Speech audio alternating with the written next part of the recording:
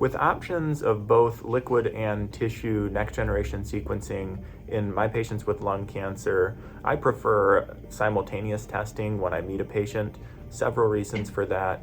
Turnaround time can be expedited with that liquid biopsy result, which is actionable. If a targetable mutation is identified, we're able to initiate treatment typically within 7 days. And oftentimes when I'm meeting a patient and have the initial pathology results, I may not be certain whether there is sufficient tissue, so that avoids additional delays if the tissue ends up being insufficient, of having to reflex at the time of tissue insufficiency designation.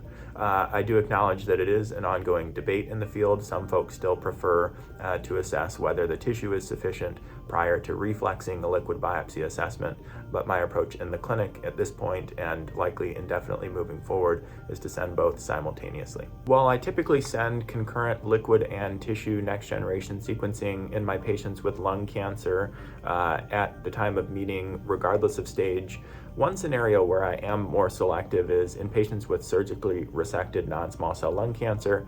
If I'm meeting a patient after surgical resection, I know that I'm not going to act on the information if there is residual disease in the blood, and I know that that tumor assessment is going to be the gold standard for the NGS testing, and so I'll typically only send NGS from the tumor in the post-operative setting.